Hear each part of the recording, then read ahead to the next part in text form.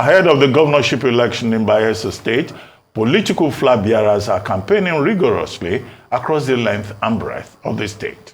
The flag bearer of the People's Democratic Party, the PDP, Governor Douye Diri, has asked members of the party's campaign council to imbibe issue-based campaigns ahead of the November 11 governorship election in the state.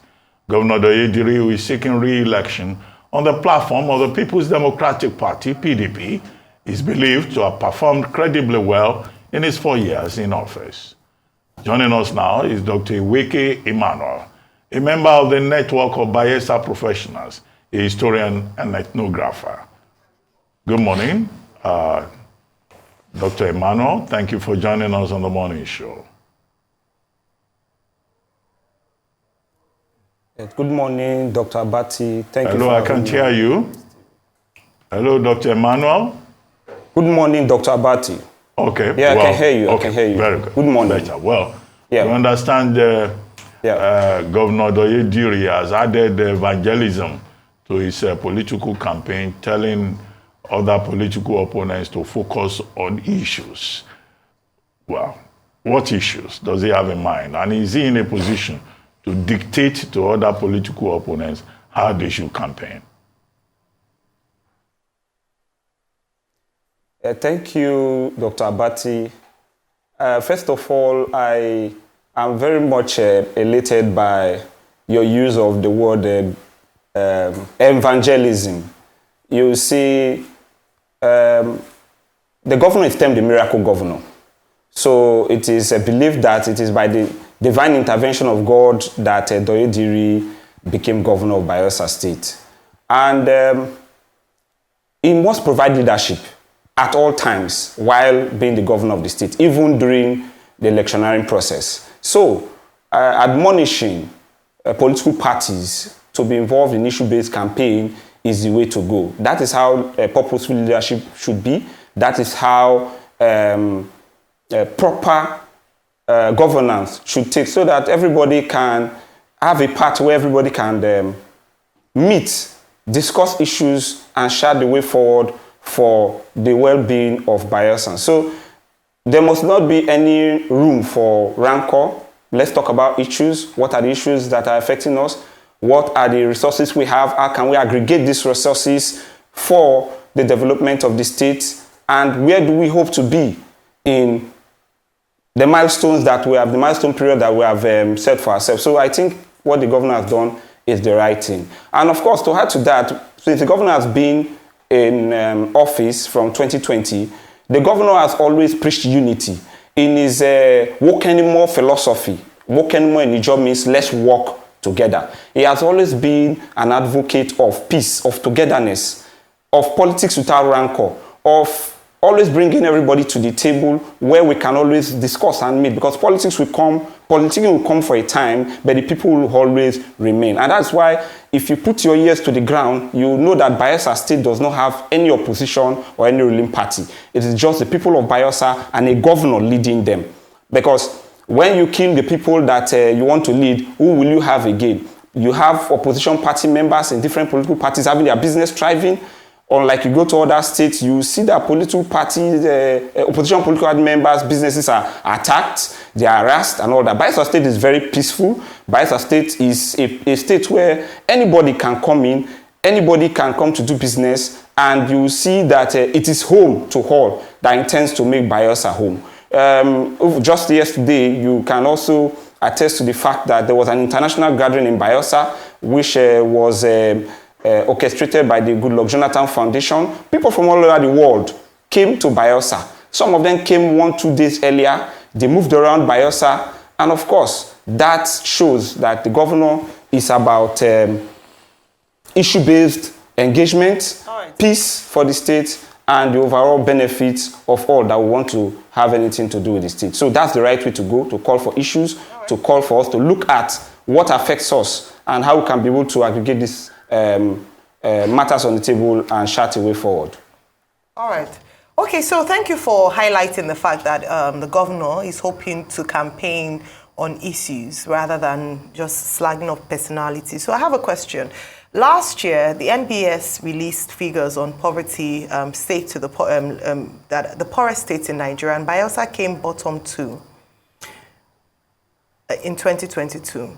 What did Governor Douye Diri do during his first tenure to tackle poverty issues in Bayelsa, and what are his plans if the people give him another opportunity to tackle poverty in the state, to lift people out of poverty in the state?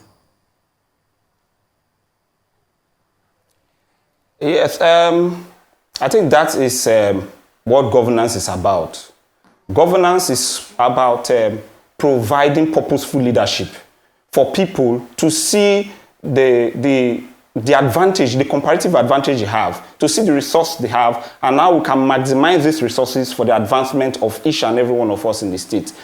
I have a figure of revenue that come to Bayelsa State from sometime 2020 when the governor came on board, and 2022, which is last year. Of course, this year is a year for politicking. And Bayelsa State totally has not gotten more than 650 billion naira, knowing the internally generated, the low status of internally generated revenue of the state. Bayelsa State is principally a state that relies heavily on the federal allocations. And of course, so the revenue generating status is low. We have virtually no multinationals, as it were, but just small businesses, you know, that are operating in the state. So the revenue generation capacity of the state is quite low.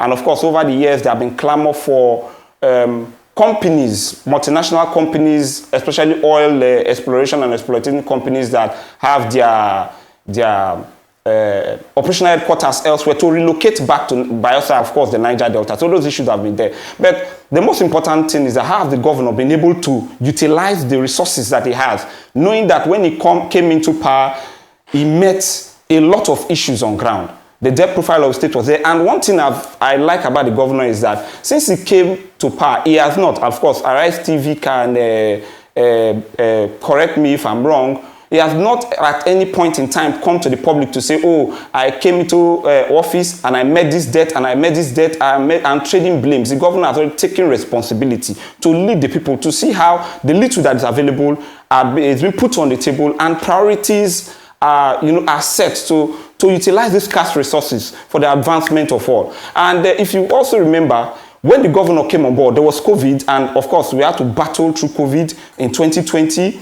In 2021, of course, we have to come back. I think that is when even the efforts to stabilize Bayelsa started. That's when the effort of the Governor Douye Diris administration to see how it can really look out for the comparative advantage of the state, which are quite enormous, to say we can bring these things together to better the lives of people in the state. There's a lot that the governor has done in terms of human capital development, which is the key index of measuring poverty. How do we lift people out of poverty? Skills, the provision of skills. You know, there's Diri skills that he had instituted since he came on board to encourage young people to go into small and medium scale enterprise. And on a monthly basis, this is a fact that is in Bayelsa State. If you put your ears on the ground, it's there. Youths and women are being encouraged to go into businesses, and their businesses are supported on a monthly basis.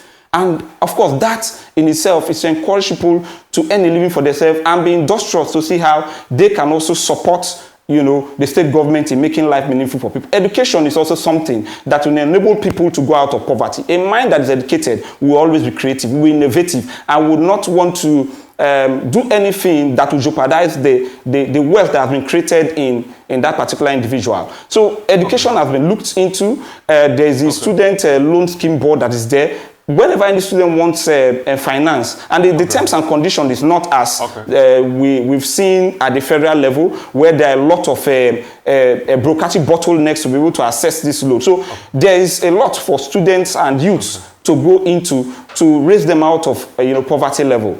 And also moving forward, the governor has tried to invite investors from all over the world. The state is the most peaceful state in Nigeria as we speak. Bayelsa State is the most peaceful state. The first responsibility of government is to protect lives and property, and of course the others would flow. So the state is open for investors. Time and time again, the governor has been wooing investors, people from all over the country and the world, to come to see how they can support Bayelsa in this drive of ensuring that the citizens live meaningfully and are able to actualize the fullest potentials that they have. Okay, real quickly, so 2 things. You've talked about all the things the governor's done. Number 1, I want you to talk me through his reaction to disasters like flooding. Recently, we heard the story of some food being brought out of the warehouse that were already spoiled, that was supposed to be given to victims of flooding. And also, talk to me about what he's doing to provide water. There are stories making the rounds that people literally buy water in Bayelsa State, that there's no access to potable water. The state water works is not in top shape. I mean, talk to me about all of that. Yes, not to forget quickly, because the issue of palliative is on the top burner. Of course, that's a matter that is trending. But I want to start from the second, which is about water. It's like Bayelsa State is a riverine state. It's basically a riverine state. And we have, from Yenegua, if you want to access certain places like Akasa, you might stay on the waterway, on the river for as much as 2 to 3 hours before you get to certain points in the state, even more than that. And it's quite ironical that, you know, people will think that there might not be issues pertaining to provision of pipe-borne water, even when we have this large body of waters around us. It's like you still sell ice to an Eskimo, despite the fact that he lives in an ice environment, because there are different kind of ice. There are ice that are not as solid as the others that, you know, you see. But moving forward, the waterworks the waterworks in the state is not comprehensive enough to shoulder the state. I know it's basically in Yenegua and there may be 1 or 2 towns like Ogbea Town and Sagbama that you basically see waterworks. And of course, as communities expand and as the state, you know, there's urban renewal and all that, these facilities might not be able to carry, you know, the original intentions that it had in the first instance. Remember, Bayelsa State is a state that was created in 1996, and of course, it'll be 27 years on 1st October this year, which is about a few days from now. And when these things were put in place, the state was not as big, was not as large as it is, and this issue of urbanization will always give us challenges as facilities are stretched. So moving forward, the governor has tried his best to see how this can be expanded from, I think it was basically at the civil servant quarters somewhere around Onopa, and then you have the expansion of waterworks to Okaka area in Yenegua. And of course, I know that it's also been taken to areas closer to Upulu. You know, if you know Yenegua very well, closer to Upulu, there is also the expansion of this. Yenegua, the city is expanding on a rapid basis, and there's a lot of pressure to provide a lot of facilities for people in the state. And I think that moving forward, it is not a yeoman's job. It's a task that all of us must, you know, put ourselves to see how we can be able to manage it. Remember that when we also, in certain states too, when you say waterworks, people have to pay for it. There are certain rates, water rates, because when I was growing up in Warri too, there are certain places where water and people pay water rates. So this issue of also payments, and you know the times we have. But of course, as I've said earlier, the governor is trying his best to see how, you know, this infrastructure can be expanded. Not just water, roads, provision of healthcare facilities, schools, provision of even relaxation centers. You know, people have to unwind, recreational centers for different parts of the state. I also think that the governor has been doing. I know, of course, your agencies as well of these things. They are in Bayelsa and they are on ground to see what the governor is. So I'm moving to the issue of COVID palliatives. It's quite unfortunate, you know, that of course the buck stops on the table of the governor.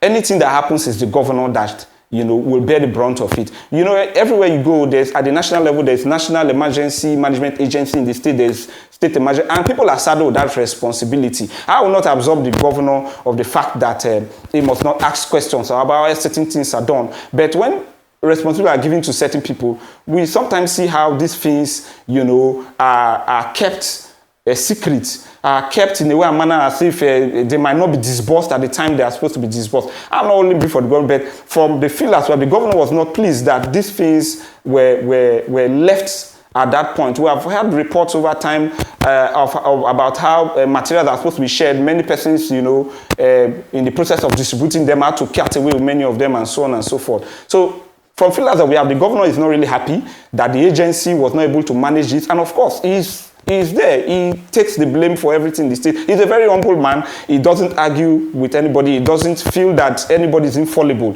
And of course, this is one of the issues that the governor sees as something that he has to improve on moving forward. Holding people accountable. Not that he has not been held, but making sure by himself to see how these things, to the letter. Because sometimes when you give confidence to people, these things might normally happen. So the governor is not happy with this, and from the feelers we have, he has asked a thorough investigation into it, and of course, the buck stopped on his decks. All right, well, thank you so much for admitting that the buck stops with him, and also assuring the people of Bayelsa that the government has instituted an investigation into what's happened and the management of disaster in the state. We look forward to seeing the outcome of that particular investigation. Thank you, Dr. Eweke, for joining us this morning. We look forward to hopefully having you again on the show.